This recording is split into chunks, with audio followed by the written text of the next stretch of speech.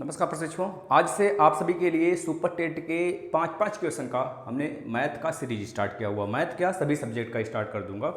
अगर आप लोग एक तरह से अपनी संख्या बढ़ा लेते हैं तो चलिए हम लोग आज से स्टार्ट कर लेते हैं। डेली इसी समय आया करेगा, जिससे कि आपका वक्त भी बर्बाद नहीं होगा। बहुत कम समय में हम लोग 5 क्वेश्चन करते हुए चलेंगे। एक समय के बाद देखेंगे कि आपके पास हजारों क्वेश्चन हो जाएंगे जब तक सुपर टेट होगा। ठीक है ना।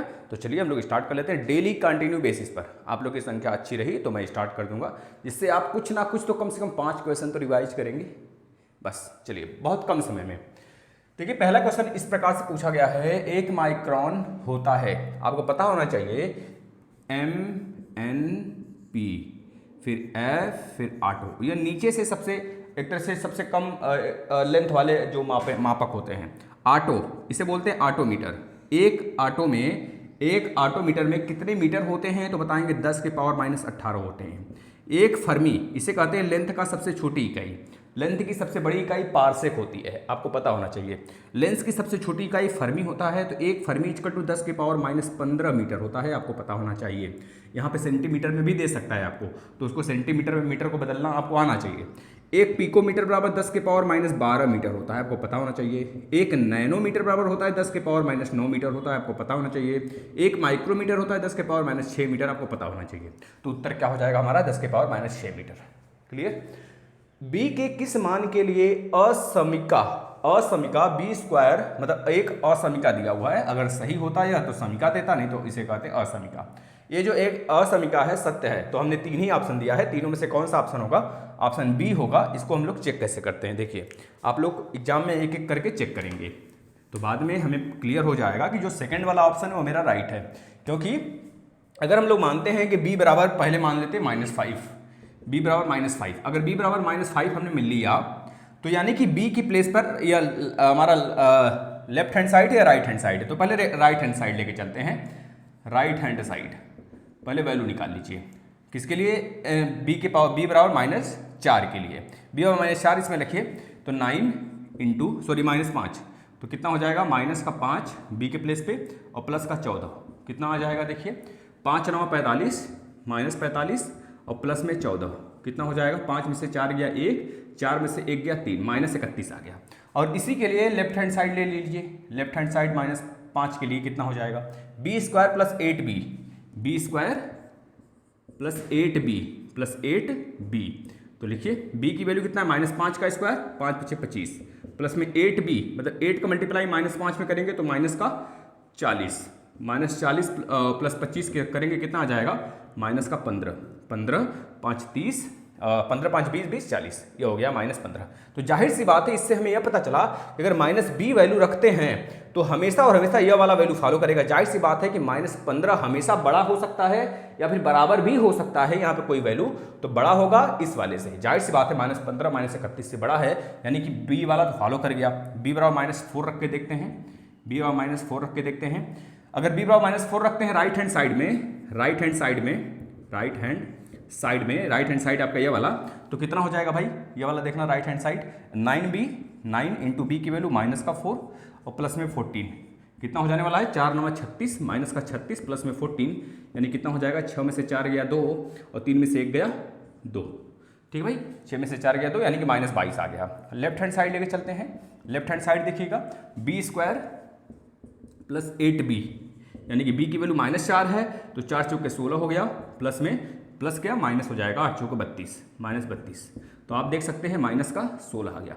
जाहिर सी बात है -16 बड़ा होगा -22 से, और यहाँ पे तो वही दिया है, जो यहाँ पे वैल्यू वही दिया है ना कि भाई यह वाला वैल्यू बड़ा होगा इससे, तो जाहिर सी बात है दोनों वैल्यू सेटिस्फाई कर गया, यानी कि option B is your right answer. Clear. चलिए नेक्स्ट प्रश्न पे चलते हैं। इसको आप छापना चाहते हैं छाप लीजिए। प्रशिक्षु ऐसे ही डेली हम लोग 5 क्वेश्चन करेंगे। एक दिन हमारे पास बहुत हजारों में संख्या में क्वेश्चन हो जाएगा, देखना उसमें से काफ़ी प्रश्न आ जाएंगे। यदि दो शंकुओं की ऊंचाइयों में अनुपात, मान लेते हैं पहला शंकु का ऊंचाई h1 है, दूसरे का h2 है। h1 और h2 का अनुपात कितना दिया है, 1/4 दिया है, 1/4 दिया है। और उनके व्यासों का अनुपात, व्यास मतलब d1 और d2, इसी को बोल सकते हैं r1 r2।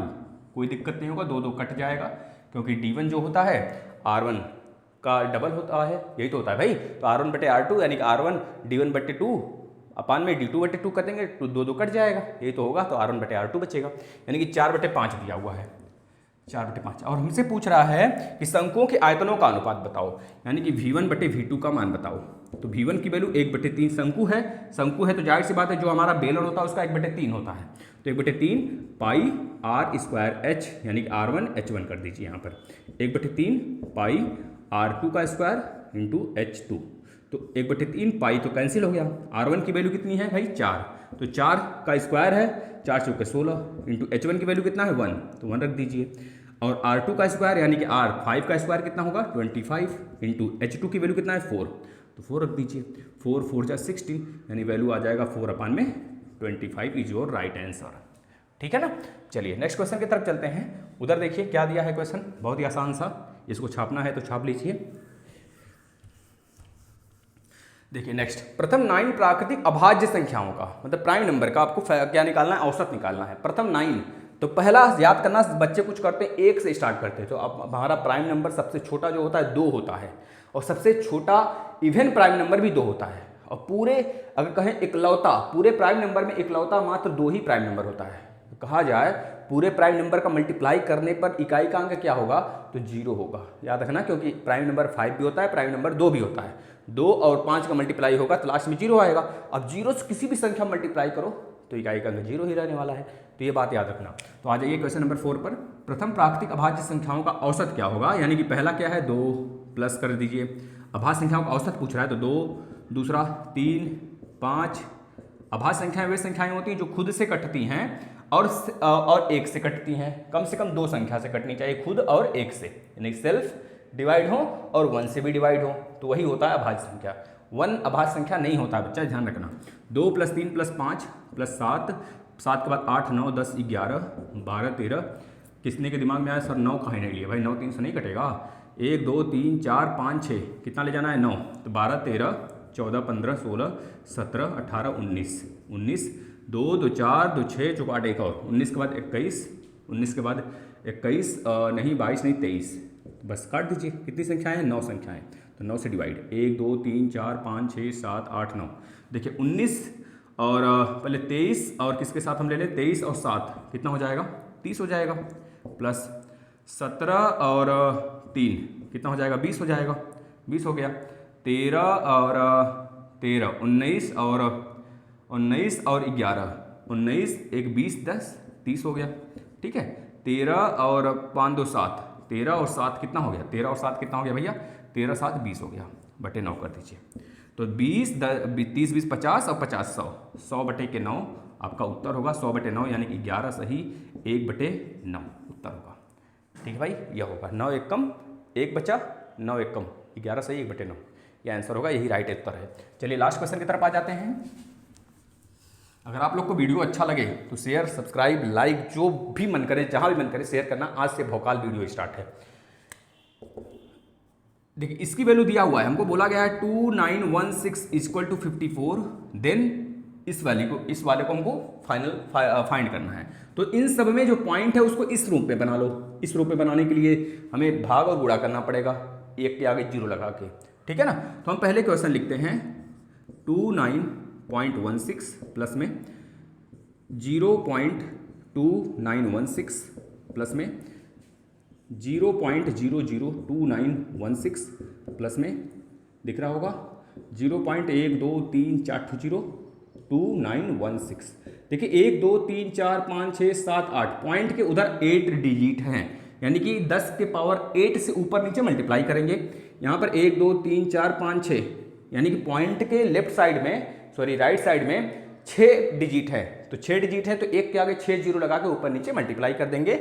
यहाँ पे भी 1 2 3 4 पॉइंट के राइट साइड में 4 डिजिट है यानी कि 4 डिजिट है, तो हम 1 के आगे 4 लगा के 4 जीरो लगा के ऊपर नीचे मल्टीप्लाई, और 1 यहाँ पे 2 ही है तो 1 के आगे 2 जीरो लगा के ऊपर नीचे मल्टीप्लाई तो कर दीजिए। इतना स्टेप्स नहीं फॉलो करना है एग्जाम में डायरेक्ट वैल्यू लिखना है आपको, लेकिन यहाँ पे मैं स्टेप्स बता रहा हूँ क्योंकि आपको सिखा रहा हूँ। 2916 अपॉन में 100 कर दीजिए, प्लस में यहाँ पर हो जाएगा 2916 अपॉन में 1 2 3 4 हो गया, प्लस में यहाँ पर हो जाएगा 2916 अपॉन में 1 के आगे मतलब 100 गुणे 100, मतलब हम 1,000 का जोड़ा बना लेते हैं जिससे 1000 हमको निकालने में आसानी होगा। ठीक है, 6 जीरो आ गया कि नहीं, देख लीजिए। प्लस यहाँ पर हो जाएगा 2916 अपॉन में भाई कितना 8 है तो 4 4 का जोड़ा बनेगा, 1 2 3 4 गुणे 1 2 3 4 मतलब 4 जीरो बाहर निकलेगा।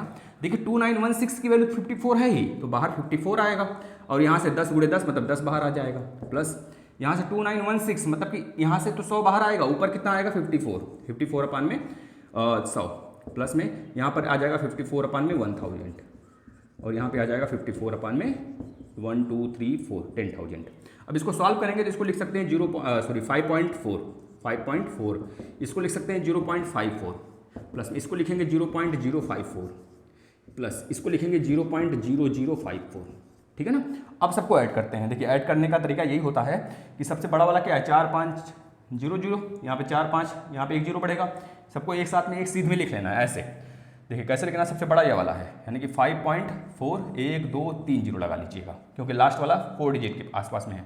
दूसरा सबसे बड़ा है 0.54 0 जीरो लगा लीजिए, इधर चाहे जितना जीरो बढ़ा लीजिए। नेक्स्ट 0.054 1 जीरो बढ़ा लीजिए, ठीक है। 0.00054 इसको ऐड कर लीजिए तो 4 हो गया, 5 4 9 हो गया, 5 4 9 हो गया, 5 4 9 हो गया, 5 हो गया।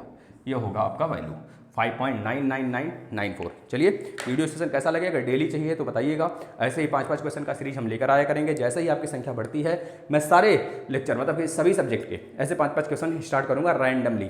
धन्यवाद।